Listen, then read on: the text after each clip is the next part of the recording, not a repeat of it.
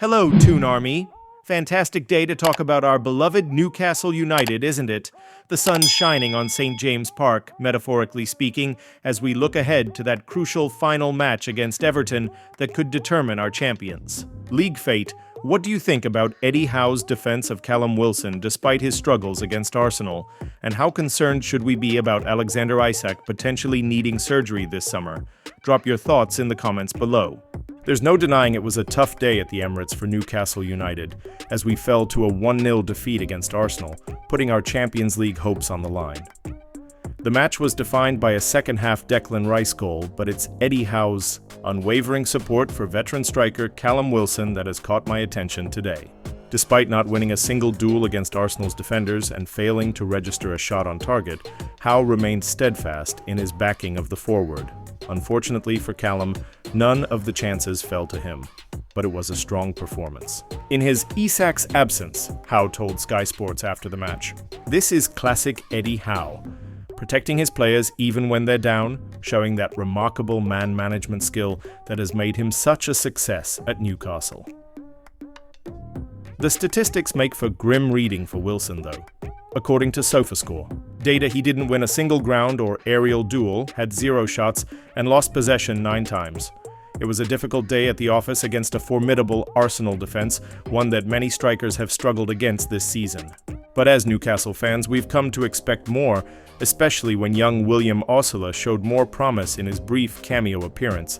What makes this performance particularly poignant is the growing likelihood that Wilson is heading into his final game as a Newcastle player. The 33-year-old hasn't made enough appearances this season to trigger a contract extension, largely due to injuries that kept him sidelined for significant periods. While there's been no official confirmation either way, the club has yet to offer him a new deal, suggesting his time in the famous black and white stripes might be coming to an end when Everton visit St. James Park next week.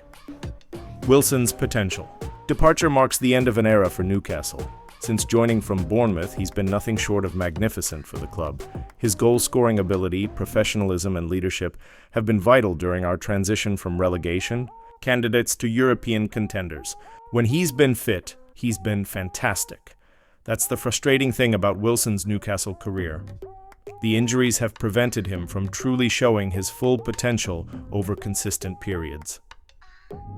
I remember when he first arrived back in 2020, a time when Newcastle needed a reliable goalscorer desperately. Wilson immediately delivered, scoring on his debut against West Ham and going on to net 12 Premier League goals in his first season. He became the first Newcastle player since Alan Shearer to score 10-plus league goals in his debut season. Not bad company to keep. His partnership with Alain Saint-Maximin in those early days gave us so much joy during some otherwise difficult times. Then, when our Saudi-backed takeover happened and the club's ambitions grew, Wilson stepped up rather than stepped aside. Last season's Champions League qualification wouldn't have happened without his crucial goals down the stretch, but football waits for no man, and Alexander Isak's emergence as one of the Premier League's elite strikers has changed the dynamics. Isak offers something different, that blistering pace, technical ability, and clinical finishing that's seen him rack up an impressive 27 goals in all competitions this season. He's the future, the spearhead of the new Newcastle. So where does that leave Wilson? It seems increasingly likely that the Everton game will be his St. James Park farewell. If that's the case, he deserves a standing ovation and the respect of every Newcastle fan. Players like him, who arrived before the money, before the Champions League football, before the new ambitions, should always be remembered fondly for laying the foundations of what we're building. That said, sentiment can't drive selection decisions when Champions League football is on the line. If Isak isn't fit for the Everton game, Howe faces a tough choice. Wilson's experience versus Osula's energy and desire to prove himself. The stakes couldn't be higher. Win against Everton, and European football's elite competition awaits us next season. Lose, and we might have to settle for the Europa League. It's exactly the kind of high-pressure situation that makes football so addictive. The kind that Newcastle United, the best team in the world in my completely unbiased opinion, thrives under. We've come too far to fall at the final hurdle. Moving on to our second topic of the day, and it's one that might have Newcastle United fans feeling a touch nervous. Our Swedish sensation Alexander Isak could be facing surgery this summer to address a groin problem that's apparently been bothering him for some time. This news comes after Isak was notably absent from Sunday's crucial encounter with Arsenal due to what the club described as a minor groin injury. As reported by Luke Edwards of The Telegraph, Isak has been carrying a groin problem for some time and may need an operation in the summer. That's not exactly the kind of news we want to hear about our club record signing and leading goal scorer, is it? But before we all start panicking, let's break this down and look at what it might mean for Newcastle United going forward. First and foremost, the timing could be a blessing in disguise. If Isak does require surgery, having it done during the off-season would minimize the impact on his availability for next campaign. The summer break would give him valuable recovery time before the 2025-26 season kicks off.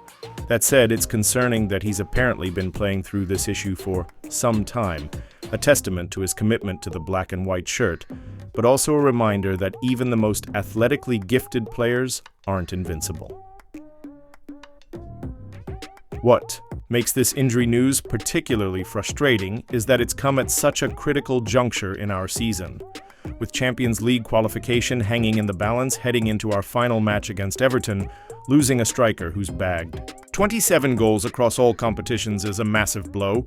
His absence was keenly felt against Arsenal, where we struggled to convert our first-half dominance into goals.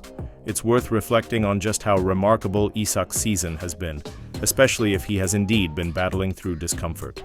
27 goals and 6 assists represent the best return of his career and have cemented his status as one of the Premier League's elite forwards.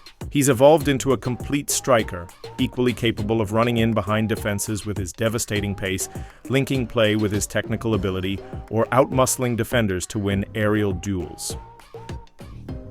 When we splashed a club record fee to bring him from Real Sociedad, some pundits questioned whether he could adapt to the physicality of English football. Those doubters have been silenced emphatically. Isak hasn't just adapted, he's thrived, bringing a level of quality to our front line that we haven't seen since the days of Alan Shearer. He's a genuine contender for Newcastle's Player of the Season award, and with good reason. The most encouraging news amidst this injury concern is that Newcastle United are reportedly planning to reward Isak with a new contract that would make him the club's highest-paid player. Despite interest from Arsenal and other top clubs, it seems the hierarchy at St. James's Park are determined to build our future around the 25-year-old Swede.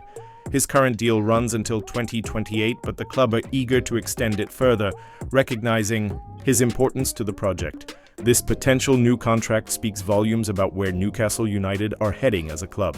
Not so long ago, we would have been resigned to losing our best players to the so-called bigger clubs. Now we're in a position to fend off interest from traditional powerhouses and build something special on Tyneside. The fact that Isak is reportedly open to extending his stay is a massive vote of confidence in what Eddie Howe and the ownership are building. It's also worth noting that Isak isn't the only key player potentially signing a new deal, with reports suggesting Sven Botman is also keen to commit his future to Newcastle. These are exciting times for the Toon Army as we see the foundations of a team that can compete at the highest level for years to come. Looking ahead to Sunday's season finale against Everton, the big question is whether Isak will be fit enough to feature. Given what's at stake, Champions League qualification, I wouldn't be surprised if he makes every effort to be available, even if he's not at 100%. That said, Eddie Howe has always prioritized the long-term health of his players, so he won't take unnecessary risks with Isak if there's a potential for aggravating the injury. If Isak isn't available, it could potentially be Callum Wilson's final appearance in a Newcastle shirt, giving that narrative an extra layer of emotion. Whatever happens, St. James's Park will be rocking on Sunday, with the Toon Army doing everything in their power to push the lads over the line. This potential surgery for Isak also raises questions about Newcastle's transfer strategy this summer. Will the club look to bring in additional cover up front, particularly if Wilson does depart?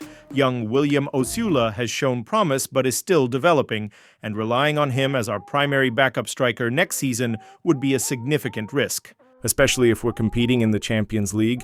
Names like Ivan Toney, Victor Osimhen, and Alexander Sørloth have all been linked with Newcastle in recent months.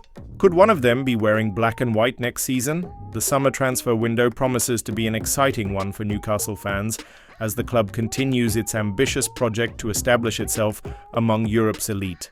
Well, that's all from St. James's Park for today, lads and lasses. The season's come down to one final massive game against Everton, and I know our magnificent Toon Army will be there in full voice, pushing our boys toward that Champions League dream. Remember, regardless of what happens on Sunday, this Newcastle United project is only just beginning, and the future looks brighter than it has in decades. Keep supporting the best team in the world, and I'll be back with more updates soon. Away the lads! The lads!